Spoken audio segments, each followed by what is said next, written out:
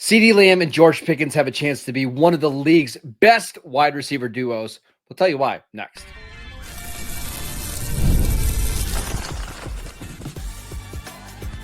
You are Locked On Cowboys, your daily Dallas Cowboys podcast.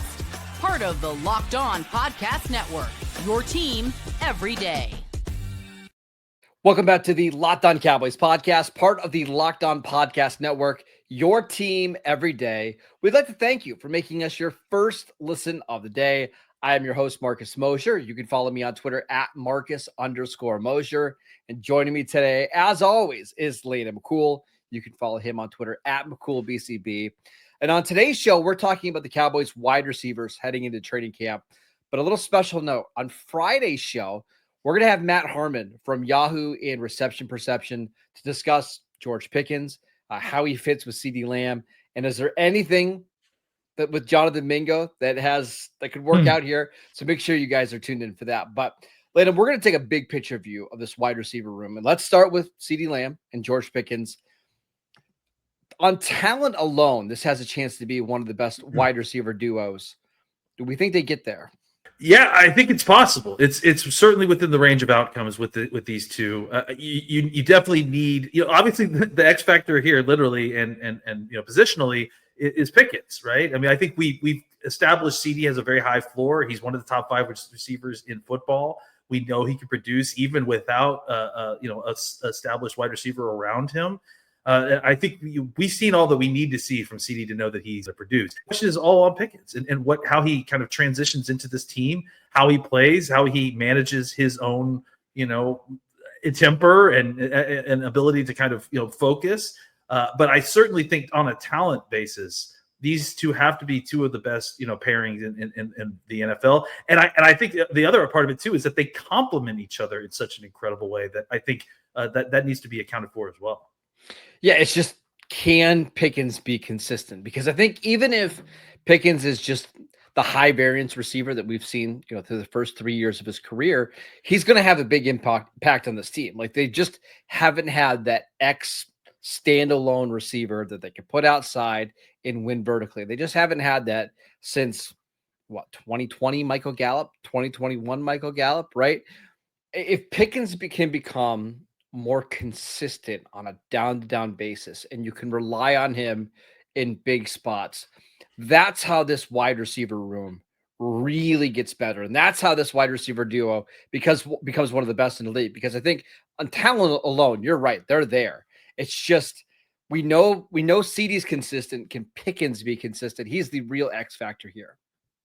Yeah, and again, like, the good news here is that even if he can't find a level of consistency that, every single game, maybe even if he's not producing, 5 catches for 100 yards, every single game, again, as long as he can be a threat to the defense and draw attention away in those situations and continue to be a viable part of the offense, that's really where you have a concern, right? He is valuable to the Cowboys offense, even if he isn't getting production. So they need him to continue to run routes well and continue to do what he needs to do to draw the attention of the defense. And that's where you have concerns, right? Is he going to be able to maintain that focus when he isn't being targeted quite as often as he was in Pittsburgh? So let's talk about CeeDee Lamb really quickly, Landon, before we move on. He's already, you said top 5. I think I would argue he's closer to 3 than 5. Yeah. How does he take that next step from going from a, perennial Pro Bowl receiver to a, guy? I think he was a second-team All-Pro selection last year. He was an All-Pro selection in 2023. How does he get better? Or have we already seen the best version of CeeDee Lamb that we're going to see? I think that's a really good question. I think, where does he kind of grow from here? I feel like, it's going to be in producing more big plays, because of, like I said, the attention that's being drawn away by Pickens. Not that he lacked in that at any point, or that's been a problem with him. But I just think that you're going to get more opportunities for him to create explosive plays when he's competing against lesser competition, or at least less competition, I should say, not lesser, as there's going to be the less attention on him. So it was incredibly impressive that he was able to do what he was able to do with the amount of attention the defenses were focusing on him. Now that he's got less of that attention on him, how does he take advantage of that? Does he become a more efficient receiver? Does it become take bigger chunks out of defenses when he gets the ball? I think that's what I'm most excited to see. Yeah, and I think, it would help if Dak Prescott stayed healthy because we know whenever those two guys are on the field together, their connection is one of the best in the league. I think the only quarterback wide receiver duo that's better in the league right now is probably Joe Burrow and Jamar Chase. So I think that would help, but I just think being more consistent, even for Lamb. Last year, we saw him struggle with drops a little bit. I think PFF charted him with 12 drops, and it's not like CeeDee has bad hands because obviously he doesn't, but just fix some of the concentration drops, right? Like if you can clean up just little tiny parts of his game, I think he can be truly, truly dominant.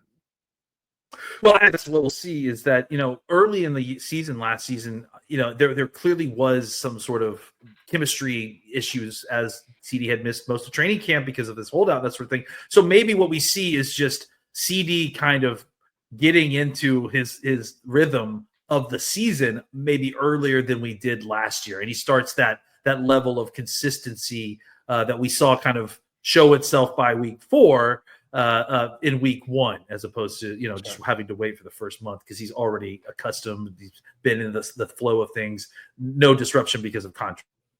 All right, let's talk about the wide receiver 3 battle for the Cowboys. Jalen Tolbert is the front runner, but can anybody beat him out for that spot? We'll discuss that more next.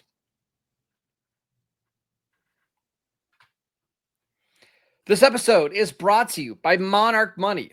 Have you ever wished that managing your money was easier to do? I know it can be incredibly hard, but with Monarch Money, it can. Whether you're trying to grow your savings or you're planning a big purchase, Monarch Money puts you in the driver's seat. It's like having your own personal CFO, giving you full visibility and control over your finances. Monarch Money is more than just a budgeting app. It's a complete financial command center. You can track all of your accounts, all of your investments, and your spending in one place. So in addition to managing your money, you're also building your wealth. My family has been using Monarch Money now for several months, and it's unbelievable how much money we've saved because we're not wasting money on trivial things and coffee runs and football cards. You name it, we were probably doing it. Take control of your finances with Monarch Money. Use code LOCKEDONNFL at monarchmoney.com for 50% off your first year. That is monarchmoney.com, code LOCKEDONNFL for half off your first year. Welcome back to the Locked On Cowboys podcast. We'd like to thank you for making us your first listen of the day. We are discussing the Dallas Cowboys wide receivers going into the 2025 season. Elena, let's go down the depth chart a little bit. Jalen Tolbert, wide receiver 3. He's the front runner for that job. Do you expect him to take it?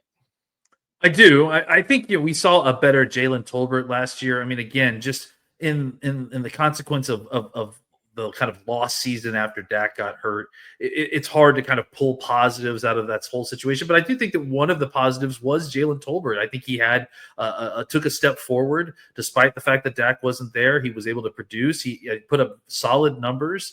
He was able to create a bunch of touchdowns. He was able to be a reliable receiver in moments when they needed him at times. Was he up to the level of someone that you felt comfortable going in as wide receiver 2? Probably not if you had aspirations, beyond just making the playoffs. So I think that him being bumped down to wide receiver 3 is appropriate. I think the question now becomes, can he be an efficient receiver at a lower volume? And not that he was getting a high number of targets before, but sometimes it's difficult for these younger guys as they start to get into being an NFL wide receiver to take a step back and still be efficient without, getting a lot of targets. So I think that's really the question. And can he be moved around enough to kind of keep up with, the other two guys to put them in the positions they need to be successful.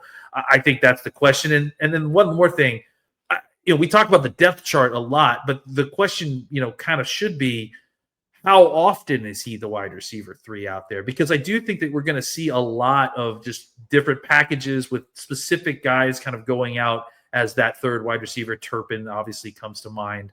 So I do think that he will be the guy that likely gets the most snaps and targets as a wide receiver 3. But I also think that there is going to be plenty of times when we're going to see Turpin out there. We're going to see other folks kind of as that 11th guy on offense that are wide receivers that aren't necessarily Tolbert. I'm very high on Jaylen Tolbert. I thought he was always overmatched as a wide receiver 2. But as a wide receiver 3, I actually think he's really good.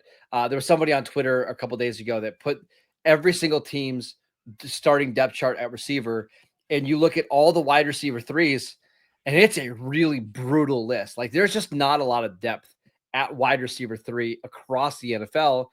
And Jaylen Tolbert, believe it or not, is one of the more productive wide receiver 3s in the NFL. So I actually think he's going to do really, really well in this role. Going down a step in the depth chart is going to help him a lot. He's going to have the worst corner on him every single week. My question, Landon, I'm going to ask you this, is how is he being used? Because I actually posted a video the other day of every one of Jaylen Tolbert's targets from the 2024 season. And on a lot of the receptions, he does have a couple on the outside, but it's a lot of like in-breaking stuff over the middle of the field. Can he do that enough as the Z receiver in this offense? Does he play more slot and CeeDee's playing outside with Pickens? How do you envision the Cowboys using Tolbert? Yeah, I mean, I think Z is probably where you're going to see him a lot, right? Because I do think you're going to see a lot of CeeDee in the slot. We've already talked about wanting to use Pickens a lot as an X. And I think that, having him, like, think about all the follow routes, the concepts that they run where they have 2 different guys running slants or in breaking routes, one behind the other, right? Certainly, you can see Tolbert running that behind CeeDee in situations. I just think that the thing about Tolbert that's so valuable is, it's more important about where the other 2 guys are lining up, right? And because that's really where the focus of the targeting is going to be. So ultimately, at the end of the day, you need a guy who can function in the role at a high level, no matter where he lines up. And so I think he definitely will see most of his time as a Z. I think he'll definitely play some X as well because he's done that. He can do that. I wouldn't be shocked to see him every once in a while in the slot, just as a kind of a change of pace. Maybe have both of your big guys outside, and you're just using him that way. So I think that one of the more valuable things of Tolbert's game is his versatility, and that he can do a lot of different things, including blocking. So I imagine that maybe in a slightly different way, but I think that he will be moved around a lot, like CeeDee and Pickens will be, just kind of as a opposite foil for wherever the rest of the guys are lining up. Yeah, it was unbelievable when I went back and watched all of the receptions that there were so many, like between the 15 and 20 yard mark, like in the middle of the field. And he's very rarely the primary option. It was always like the second or third option. But there were a lot of times where Dak would hit him across the middle of the field for a fairly big gain. And I know he's probably not going to get the targets he got last year because George Pickens is going to gobble all those up. Yeah. Man, I would not be surprised if he has another 550, 600 yard season and 6 or 7 touchdowns as the de facto number 3 receiver. Yeah, absolutely. It's and that's where his clear line of development needs to go, is he needs to be more just a step more efficient, because you're right, he's going to get less targets, so he needs to be able to make more of those targets when he's on the field, and then continue to be the solid blocker when he's on the field and be valuable that way. And that's how he'll get a lot of these snaps when you need him, because there's definitely going to be times when you're going to rotate Pickens and CeeDee out of the game. Absolutely. As well. You need him to be in there and obviously not perform at CeeDee Lamb's level, but they also can't miss a beat if you get a clean, open opportunity and you get the ball thrown your way. All right, so if it's not Jaylen Tolbert who's winning the wide receiver 3 job, who will it be for the Cowboys? Yeah, if it doesn't turn out to be Tolbert, then it's something where, man, Turpin really had an incredible that's the name for me, right? Camp. It's KaVontae Turpin. And I listen, I can see folks rolling their eyes because this is a trope, right? Like, oh, the punt returner guy that he got a couple snaps on offense. Oh, great. But those guys always end up being kind of disappointing in the fact that they don't have a high success rate. They can't convert a high number of their targets because usually they can't catch the ball as well. And that's why That's where, But like, Wes Welker and Julian yeah, Edelman and Antonio Brown and, none of these guys ended up turning out who were, returners to start their careers. that's not what I'm saying here. You know what I'm saying, but Well, I'm saying like, I will say, I mean, I'm joking, but one of the points I will say is we do have this long track record of these guys Mhm. that start their careers as returners.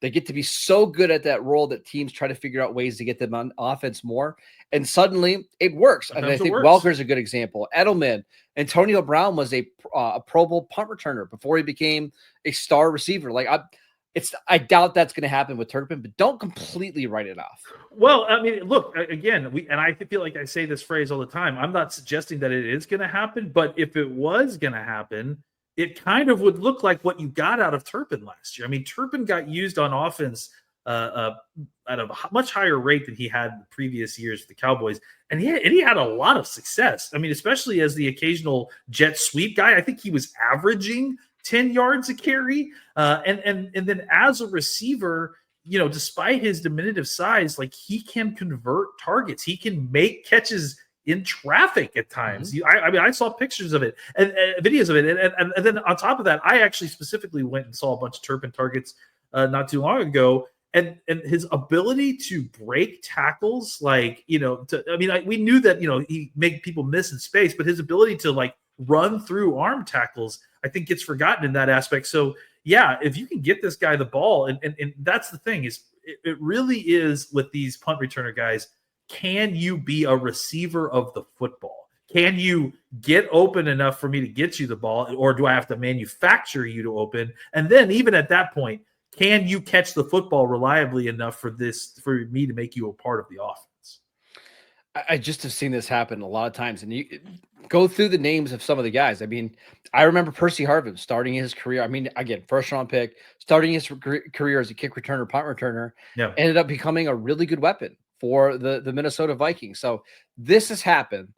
And I think when you have two bona fide outside receivers or just wide receivers in Pickens and CeeDee Lamb, you probably can live with another receiver, that third receiver being a little bit rough around the edges, maybe when Sure. it comes to running routes and hands and contested catch stuff.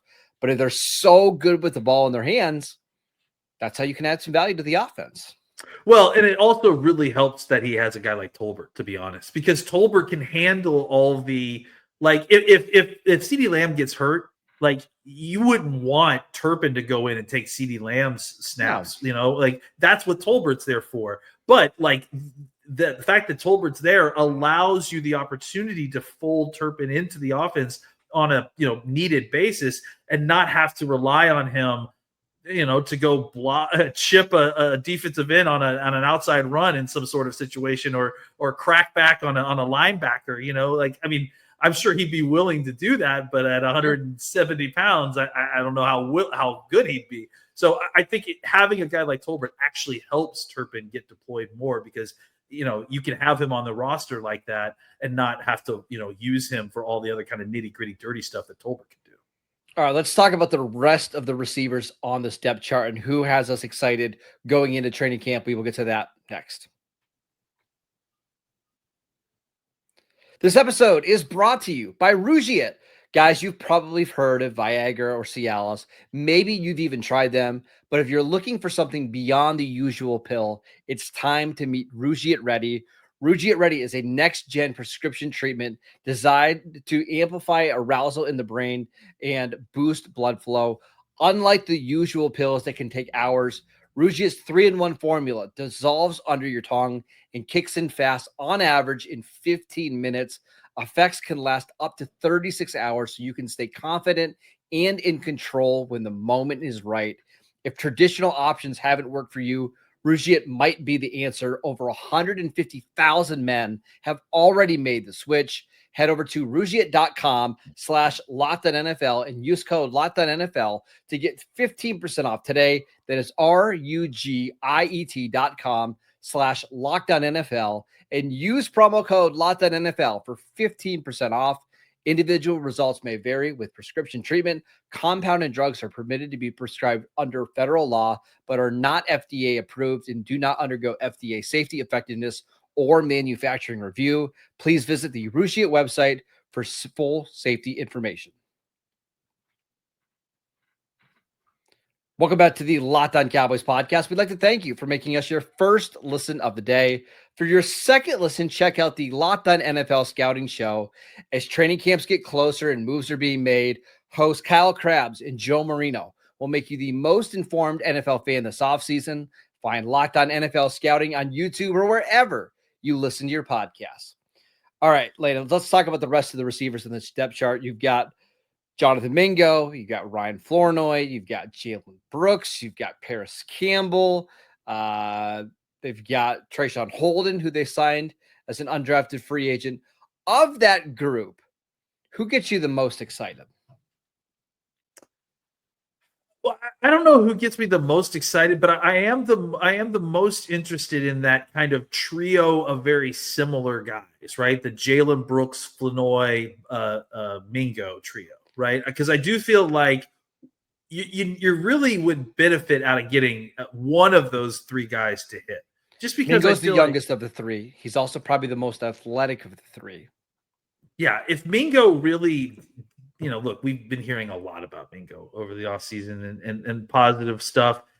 If Mingo really does come in here and again, like kind of going back to what you said, right? The fact that you get Pickens in here knocks everyone down a peg on the ladder to probably a more appropriate level. And I think that kind of reframes the expectations for Mingo as well here. If Mingo is able to come in here and just, be a guy who you can consistently rely on to give good snaps. Maybe he's a guy that can be used a little bit more as a short receiver who you can just swing the ball out on a slant and just let him use his athleticism to kind of run with the football. Just a different type of athleticism, a completely different end of the spectrum from what you've got on Turpin. I just think it adds another kind of body type to this group that would, clearly they have two others of in Flournoy and Brooks. But I think that with Mingo, he has that body type plus a level of athleticism that could add, some danger to that wide receiver 4 position, that if he could finally kind of put it all together a little bit. I'll tell you the name that fascinates me the most, and I know this guy's probably not going to make the roster. I understand that. It's Parris Campbell. Because Parris Campbell is a former second-round pick who most of his work has come as like an underneath receiver, even back at Ohio State. Like he is a yak player, right? He even played some running back at Ohio State. He's only 27, and I can't get this interview out of my mind. Bill Polian, who was with the Colts when they drafted him, said he was one of the best practice players they've ever had. The problem with Campbell is that he has a hard time staying healthy. And then if he's nicked up at all and if he's just not 100% healthy, it really impacts his game.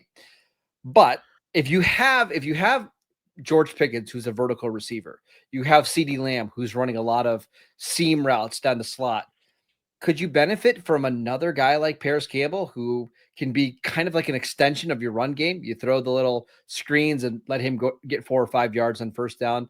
I don't know. He's just somebody that I'm curious to see what he looks like in camp and into the preseason. Yeah, I mean, he's really different than a lot of the other guys, right? Because he's got that speed, but obviously Turpin has some of that too. But I feel like obviously you can use Parris in a different way than Turpin, maybe even more advanced as a wide receiver because he's a true wide receiver, right? He can go down the field. Size difference. He's I'm not exaggerating. He's 50 pounds heavier than KaVontae Turpin is, and they both run in the 4.3s. Yeah, so I think his usage is going to be more as a kind of all around guy, a Z, maybe a slot. But I do think if you wanted to get a Z out there that you could